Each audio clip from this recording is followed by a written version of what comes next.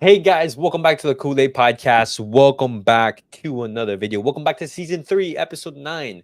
On these episodes, we basically talk about the most important news of the week. We give our thoughts on any games that are coming up or that have just been played. But guys, remember I post a link on Twitter. If you guys want to jump in, give your thoughts, comments, reactions, and also like join in and discuss with us as well, just go on Twitter. It's at Kool-Aid Podcast. Just click on the link and then you'll be able to join. Guys, before we get started on the episode, make sure to follow us on all of our social media platforms. Everything's at Kool-Aid Podcast. All the links are posted down below in the description. But let me introduce my co-host for tonight, Alvaro. What's going on, guys? How you doing? All right, perfect. Real Madrid draw points, guys. Let's freaking go. Real Madrid draw points against Atletico Madrid. That's a huge, huge dub. I was actually watching the game. And Atletico absolutely cooked Real Madrid. It was absolutely sensational to watch. Yeah, you know what it is? Conceding 3 goals for the Liga Madrid. Bro, and all of them were headers. All of them were That's headers. rough. Morata brace, Griezmann That is that also is rough. getting I know Griezmann also as well getting on the score sheet. And that means that Barcelona ended the weekend being league leaders. They were actually first, and the team is in second, guys. It was actually surprising. It was Girona. Girona, bro. Girona. The both Catalan clubs have been pretty much flawless. They haven't tasted defeat. Yes, I caught you live. What is up, Sean? What is good? We were just gonna talk about the Barcelona's game tomorrow against Mallorca, but before we started on that, we were talking about Real Madrid's defeat to Atletico Madrid. Um, I don't know. Just quick thoughts on that. As I said, huge boost for Barcelona to finish first. And Yeah, I mean, at this stage, the way Madrid have been playing recently, you almost thought that their biggest rival was gonna be like it's been the previous years, Atletico Madrid. And I yeah, mean, 3-1 is no joke. I mean, you would expect maybe a little closer, but 3-1 that's tough. That's yeah, tough, and it yeah, shows you some serious flaws that team has. They they, yeah. they, they desperately need a right back. They need help on top. So I mean, Yeah, I mean that's what happens when your key players are injured. Thibaut Courtois was out, and I know that maybe Thibaut Courtois couldn't maybe have saved all those goals that Real Madrid conceded, but I know for sure he would have maybe had one world class save in there where instead of 3-1, it's 2-1. that team is gonna need a big January transfer window to lift up Yep. for the second half. So Yeah, I mean like Courtois is out. Vinny Jr. is out, and he's not going to be back until I think maybe like a couple weeks. Militao is out. They don't have a striker, Benzema. I'm all for Atletico replacing Madrid as the top two in La Liga for the few years, yeah, bro. me too. Every single Me too. Barcelona fan agrees with you. We do not want to see Real Yep. Madrid succeed at all. I am hoping for a Real Madrid trophyless season, and as well, Jude Bellingham. Like, I'm sorry, we love Tappins. Like, he's pretty much ghosting. But Yeah, but that's what happens when you play a midfielder as practically a striker. I mean, I've been saying this for a while now. You can continue to play him up top like that to get those tapping goals. His value will go down. So that team desperately needs a striker, yep. whatever it is. Uh, but now, guys, let's shift away from Real Madrid. Barcelona, they are league leaders, and that means that we must win our games. If we want to stay as leader, we have to win our games. And Mallorca tomorrow is not going to be an easy test. We're going to be going away from home. And guys, the first thing I'm looking at this right here is Mallorca's the predicted lineup, and look at that, 5 in the back, absolutely atrocious, and Like then all parking the bus. 4 in the midfield. That's crazy. They're going to be parking the bus, and it's going to be difficult because we know how Barcelona they struggle against low block teams. And even last year, remember that crazy Lewandowski goal where he turns and then he like puts it bottom right hand corner. That game ended 1-0. Wow, Mayuko Talabot set up, bro. Exactly. This is what Barcelona's going to have to play tomorrow. And so I'm worried because you know how Barcelona they struggle against low block teams. And when you look at Barcelona's lineup, you The don't problem see is that no. they get too predictable with the stupid little crosses. The ball gets deflected back to them. Crosses. They get any chance to do a cross. crosses, and that always happens against teams like this. The teams know what Barca are gonna do, and Barca still goes for it. So they're gonna have to find a different. I mean, who knows? Maybe they come out of the gates running. They scored two quick goals in like 15 minutes. Who knows?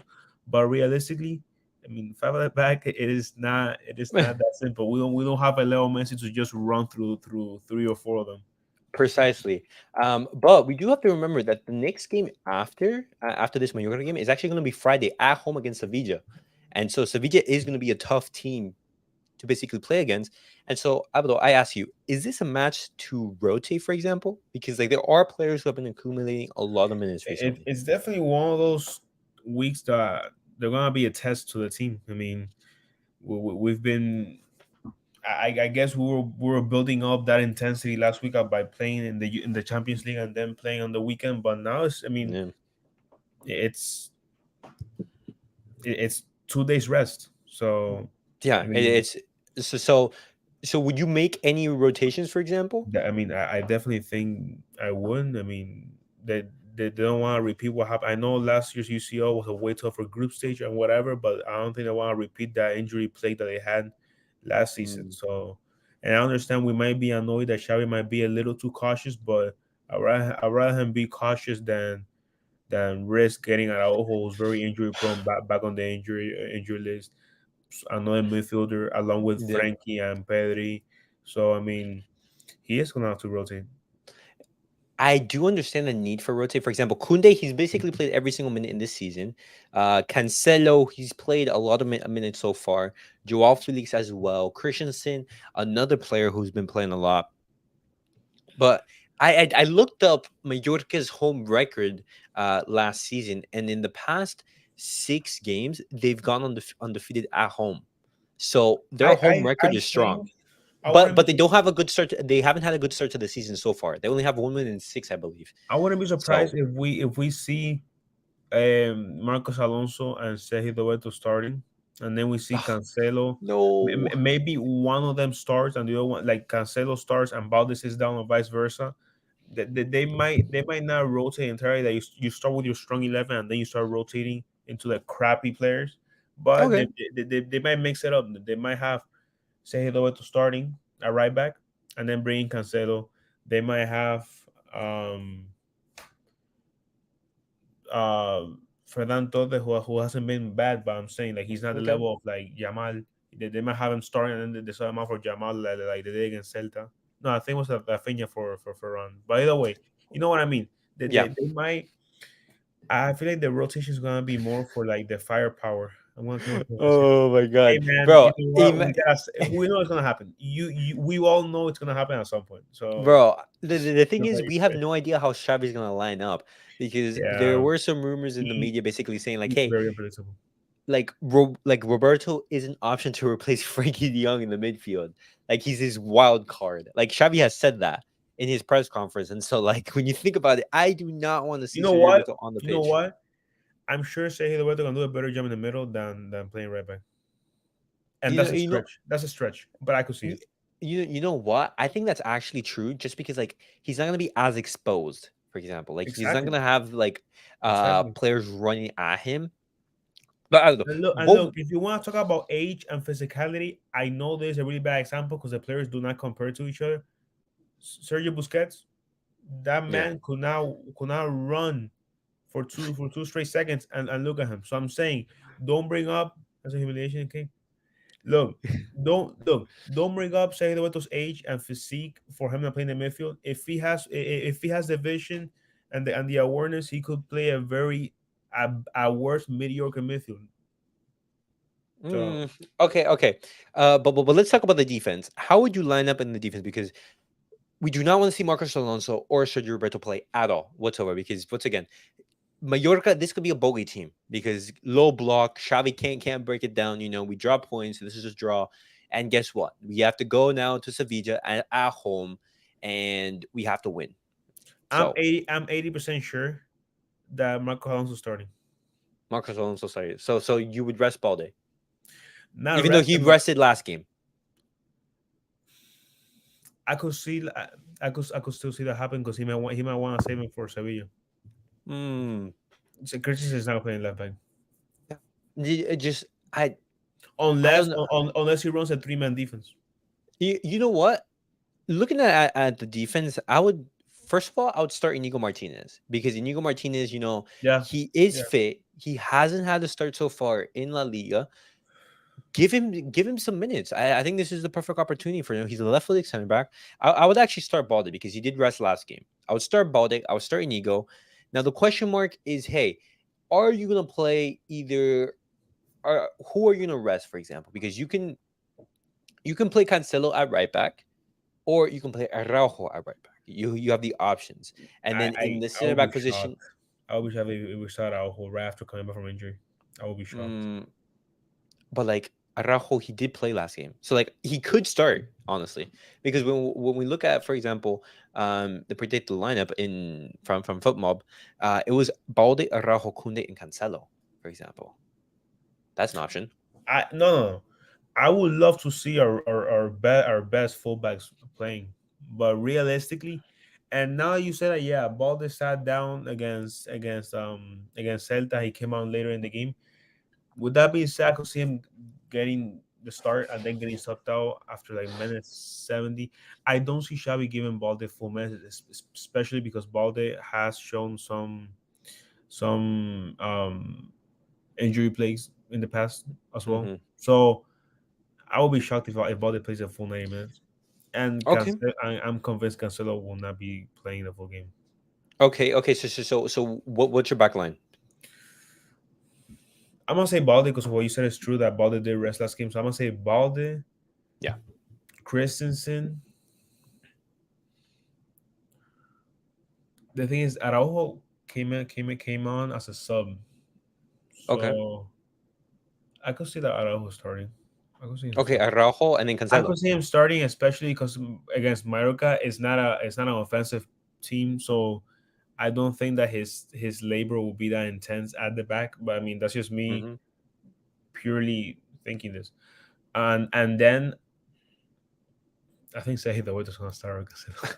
Bro, I think Cancelo has to start, man. I think Cancelo has to start because like No, this is exactly why we brought him, like to break ideally, these low block teams. ideally, like just like you said, in order to be this low block teams, we need someone like Cancelo. I completely agree with you. But Yeah, like I would rather Xavi's rest Xavi. like for example Kunde, who's basically played every single minute. I completely agree with you. But Uh-huh. Xavi is Xavi. So Yeah. Okay. But Sean, if you want to join as well, just go on Twitter. If you go on the Twitter page, click on the StreamYard link, you'll be able to join. That way, like you can also mention some more stuff. But now let's go on to the midfield because I think this is like the easiest part because with both Pedri and De Jong out and like it's not looking good. Apparently Barcelona want either Pedri or De Jong to play in El Clasico next month, like October 22nd. De Jong is on crutches at the moment, and yeah. Pedri, I don't know if we want to, rush him for El I Clasico. mean, it wasn't Petty projected to come back early October. No, he was actually predicted to come out like by the end of October, Really? and specifically for that Real Madrid El Clasico game. But Damn. I I'm, read I'm, some I'm fake ass news. no. I mean, like, I wish Pedri is going to be coming, right now in by like the start of next month, but it doesn't seem likely, and No, but so with what you just said, the middle is gonna be Older Domeo, Gundogan, and Gavi. yeah, yeah. Yeah, And that's and what's gonna and be. what a funny situation because like at the start of the season we were talking about like, hey, where is Gavi gonna play? Is he Yeah, gonna be able to? Gavi had no place on the team, and look at him now. Yeah, he's basically and But this shows you us being like so quick to already predict the midfield shows you how good the offense has been recently. Because yeah, if we still had the issue of like, oh, we gotta run out Lewandowski and Rafinha up top because we don't have any other wingers, then we were gonna have to get creative with four in the middle. But with the way that Joao Felix and Jamal and Ferran have played, you have the luxury of saying, you know what, we're gonna run the three midfielders that we're comfortable with, and then go with a 4-3-3. So it shows you how important Joao Felix and Ferran Torres and all the wingers have been. So yeah. They've had an instant impact, and I was talking about the prices yesterday in yesterday's video. The price for Joao Felix is 25 million. No, for the price for Joao Cancelo is yeah, 25 million. 25 for Felix is like over 60, right? It's roughly 80. Yeah, it was over 60. I mean, like that's actually insane. If Atletico actually ask that price, I think it's ridiculous. Barcelona's not paying that. Simple as that. Barcelona's They're not paying not. that. They're I not. think the max they're paying is like 40, 40, 50 with add-ons. But other Okay, than but more you than know that, what? Atletico Madrid has they have every right to ask for that much money. So hmm Gavi for Pedri, no, very different players. no, I know. But for example, Yeah. Gavi, he like people say he isn't a technical player, but Gavi, like his on the ball ability is fantastic. You, Just you, for you, he like you he you want to talk about that? Look at the Cancelo goal from the yeah, assist. he like he's the one who basically gave the assist to Cancelo to basically win the goal. No, he gave the assist. And if you look at the vision, they showed an Yeah. angle of his vision. That's called having some midfield vision because Hey, that was bro, it's beautiful. actually crazy. So But for example, I I think understand why people say that he's not that he's not tactical because again he's a hothead. yeah. Yeah, Yeah, but but you need that type of player. For example, like I love Gavi because of that. Like I know people, they bash him and everything, especially opposition fans. But Gavi oh is no no no no. such an important If I player to wasn't a this team. Barca fan, if I wasn't a Barca fan, I would hate Gavi. Yeah, exactly. Yeah, But he's on our team, so yeah. He's like one of those players that if he plays for your team, you love him, but if he doesn't, you absolutely despise him. exactly. But Gavi has been superior and then like absolutely amazing in that midfield, especially last game, bro. He was legit everywhere. Um, And like it's actually not that big of a shout to say like Gavi's better than Pedri at the moment And because he's reliable. Pedri, he like yeah He's reliable. exactly Gavi's reliable like Pedri he's very injury prone. But we have to remember that Pedri has played a lot more games. Yeah, a But lot. you know that's definitely for a different But discussion. who knows? Maybe Gavi being the guy right now, him being seen as the guy because of Frankie Yeah. and Pedri being out, maybe that's all he needs to get to that next level. So he can be so he can be recognized as a legit class midfielder and not be seen as like the crappiest one of the bunch. Yeah. Sean, Yeah. these two players are actually my favorite on the team. Well, it's actually three. It's Gavi, Araujo, and Pedri. Those three players, bro, these are my Barcelona players that I want to stay in this team for a super long time. Um, but now that basically midfield is basically set for us. It's gonna be Gavi, Gundogan, and Oromel because we don't have that options. You have Sergio Roberto who you can't play in that midfield. You have Fermin Lopez, but Fermin Lopez too young. You don't want to be playing him and be just like throw him off into the deep end in this type of game. Sergio Roberto speaks for himself. We owe them a CL, bro. Fingers crossed that they can actually lift a Champions League for this club because they bleed Blaugrana, bro. They Especially bleed, Gavi. yeah, both of them. They absolutely bleed Blaugrana. But Oh, you meant between Gavi and you Gavi and Araujo? Is that what what, you what meant? no, no, like both of them, like both of No, them are Kool-Aids like through like thick and thin. yeah, you meant Araujo and Gavi. Yeah, both of them. Yeah. No, yeah. But now like the attack, I think this is where it can get a little bit complicated. But Joao Felix starts, Lewandowski starts, and Rafinha starts. Is that fine? Yeah.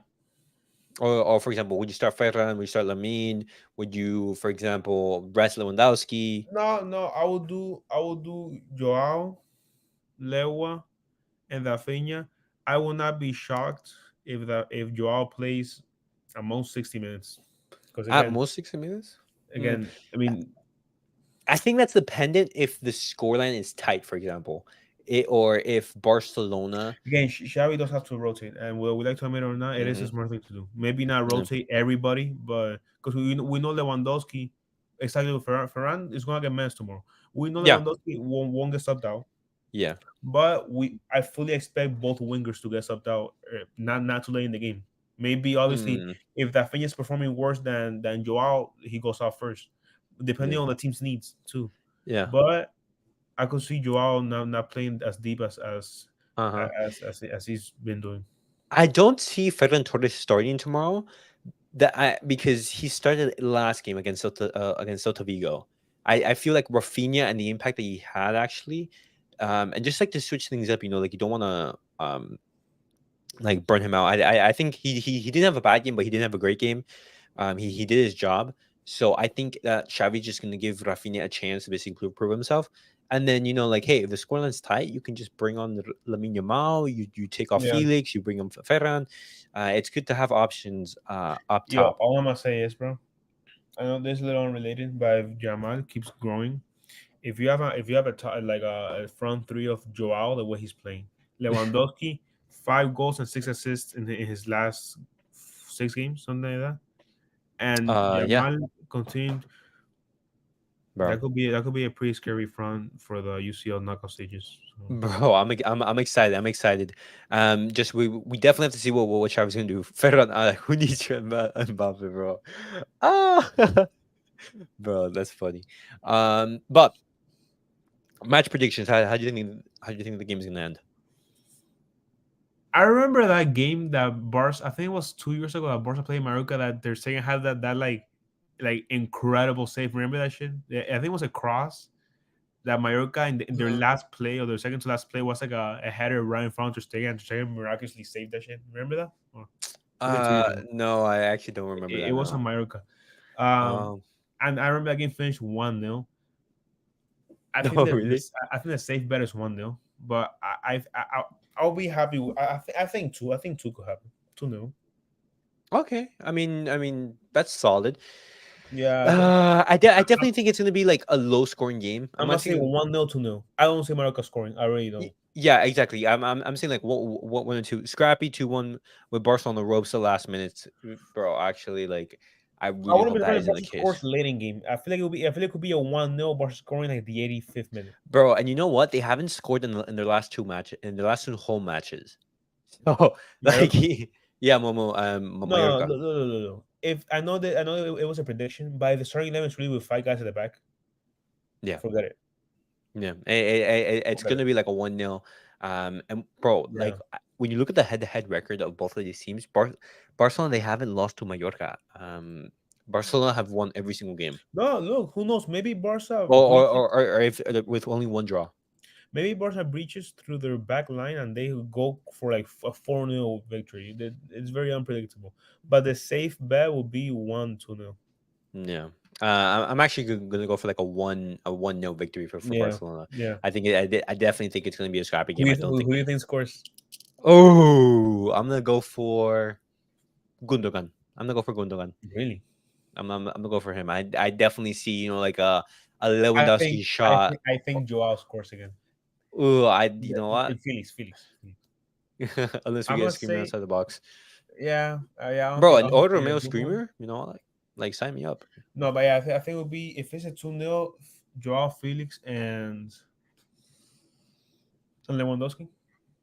And then if it's a 1-0, Mm, Joao Felix. I still think Joao Felix scores no matter the outcome. But we'll all see. right. I mean, that's valid. But guys, there were actually some quotes.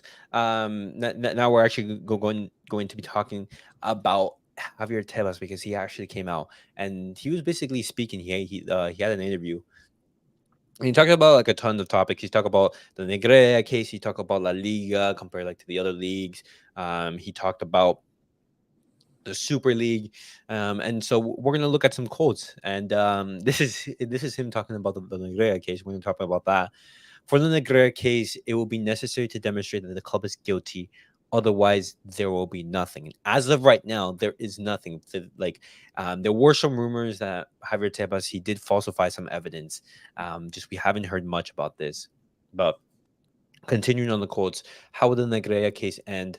Javier Tebas, the road is long, but there are behaviors that have no explanation. The procedures are being investigated. The club can be convicted, but the directors can also be acquitted. Anything is possible. And then lastly, like what would be the consequences of this, and a possible relegation to the second division? If the judge says so, then yes, this is what the judge decides, as he did with LJ a few years ago. The only power I had was to condemn certain facts, and I would condemn them. The sanctions is not my responsibility. I find it so hilarious that he comes out with these interviews as Real Madrid lose. Because like Yeah, we it's almost scripted, but bro, honestly, if I wasn't lost, bro, Tebas, like yeah, he has it out for Barcelona. Whenever he like has a chance to like to smear our name or do anything, like I guarantee you, when he was talking about Barcelona being convicted for the Negreira case, like he had like I guarantee inside that he was smiling with the biggest smile of all time because he wants Barcelona to be relegated to the second division. Um, it's funny how immature he's acting like a 10-year-old who's like a super fan of like one team and his biggest enemy. It's so stupid, bro. yeah, It's hilarious, but and he's you never thought that the president of the league would be biased, but uh-huh. No, I mean he is biased. I mean he was saying that Mbappe has a 70 or 80% chance to come to La Liga. I'm I sure he will. guarantee you if that was Barcelona, like a player that was Yeah, linked with for Barcelona, real, he says, "Oh, like Barcelona, like they're in a financial for real. situations, blah blah blah. They can't do it. They're broke, etc." But since it's Real Madrid, it has like a Yeah, super good possibility. But yeah, that's definitely the case. But you know, Javier Tebas is Javier Tebas, and like hopefully he doesn't get reelected. He is 61 at the moment, and he was basically saying like after I'm 65, I won't return for the presidency, and he's actually submitted his reelection. Um, so because I believe like the president of La Liga has to be elected, and so the election for that is going to be coming up soon. But hopefully we don't see that happen. But now Javier Tebas also made some quotes about the Super League actually. Barcelona, the Super League, it's their decision. I don't understand it. I'm more or less angry with them. It's a decision I can't respect because the Super League is hurting us. Well, I mean, of course it would be hurting us because more of the money would be coming to the clubs who are actually in the Super League instead of La Liga. Um, it's a Super League over. Florentino never loses. The danger is there. There is a Super League, the Madrid and Barca League, and then what some European Club Association clubs are leading, which is a Super League under another name, but in slow motion. So like the Super League is still ongoing. We never really talked about the Super League because this actually came out a year or two ago. But what are your thoughts on the Super League? I think it's just a way to make more money for the big clubs. So I mean, I'm just happy with the UCL, man.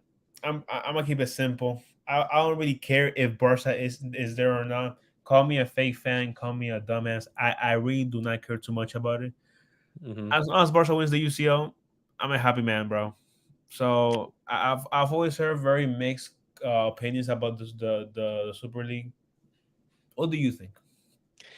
Okay, at first I was against the Super League, but then I'm thinking like, hey, I mean, UEFA they aren't a saint. Like they're changing the complete format of the team of the UCL, Yeah, and it's not for like because like they want to save football or anything. All these federations are doing it is because of money. They want to earn more money, always. and that's the bottom goal. And for example, if the Super League does come, and you would see, for example, the best teams play against each other, more of the pie would be given to these teams. But then again, would maybe the nuance of seeing maybe like a Barca, Liverpool, or Real Madrid, Bayern, maybe seeing that like every weekend, maybe that lose some of its magic potentially. Like that is one concern, for example, I have maybe. Um, for example, because like those games are special because like they're very rare. But at the same time, you know, That's definitely one of the things, but also it's really yeah. I mean, but the thing is that regarding that, will it really make that much revenue at the end of the day? Do you well, I really? mean, like crazy amount of money because okay, the UEFA. Let me see, UEFA winner, money earnings, winner money, for example, it is. Let me look. Let me see, but it's actually Okay, so the winner gets 20 million euros. But for example, if let me see, Um, okay, well, I mean, like I can't find the exact numbers at the moment, but all I know is that if the Super League was to go through, they would earn significantly more, like a couple, a couple 100 million more. Um, but once again, I think it would hurt the leagues, just because of, for example, if it's to close the league, you know, what happens if a Celta de Vigo or a Real Sociedad, they do well? Would they be able to enter the Super League? That's a potential problem, um, that is The thing is there. that look, creating one of those things that's so secluded, there's just like a handful of teams. It's like you said, it can Um, just be what I mean. well, I All the mean, money. the money would be coming from two different sources. So one, just like how UEFA is partnered, for example, with like Paramount Plus or for like CBS Sports to basically like have the subscription packets. The Super League would have their own subscription package, and that money would directly go into the clubs. It wouldn't be Yeah. going to because like the clubs would be sponsoring the Super League. It wouldn't be, for example, UEFA, like a third party. Um, doesn't mean we all get the money UEFA pockets. I mean, we get less of the pie, being in the Champions League, but being in the Super League, one, you would get significant investment from other firms. For example, I believe it was like a firm from Wall Street that was actually investing in the Super League, and I believe the entrance was like 200, 300 million euros just from entering the Super League. And that was actually crazy amounts of money. And then you would basically be given money from the TV sponsorships and all that, and that would just directly come to you, and so like you would have a greater piece of the pie. But once again, some people would be calling it anti-football, etc. And so it's not a surprise that Javier Tebas and La Liga is against it, because it would definitely hurt I them. think the main reason why I'm against it is it's again like you said, it's not being done for the better of football. It's being done for money. So at Yeah, the end of the day, I mean, but again, that's like all sports. So yeah, that's why I don't really care about it. Again, I'm more worried about, hey, if you create that, more possibility of injuries, it takes away the charm and the emotion of like a Barca Bayern or Barca Madrid yeah. way more often. So I mean, that's why Man City was bringing money, yeah, for real. But Bro, Man City, bro, they're going yeah, crazy. But I mean, like, hey, this is as long as Pep is there, bro. Because like Pep is Pep, man. Pep is the greatest manager of all time. Like, if Pep wasn't there, I don't think Manchester City are in the place where they are. yo, You is that know, your greatest phrase of all time? Pep is Pep. Pep is Pep, bro. Pep is That, that, Pep. that, that, that's your Um, greatest. That's your greatest line in the podcast history. Pep is Pep. But yeah, Javier Tebas speaks on Barcelona. But guys, hopefully you guys enjoyed the episode. We talked about the Mallorca game. Hopefully, I will be making a watch along for tomorrow's match, and then we will be having like a match reaction right after the game. So make sure you tune in for both the watch along and the match reaction. It is going to be a little bit short because I do have some school stuff to do right after, and so I will be online for like maybe 15 to 20 minutes after the game before I have to go. But I would definitely be making sure to give you guys a match reaction right after the game. But guys, thank you guys all for watching. Hopefully you guys enjoyed. What are your thoughts on tomorrow's game? How do you think that Barcelona going to do away to Mallorca? Sean, thank you for watching, as well to everyone who's supporting. Thank you guys all for watching. And guys,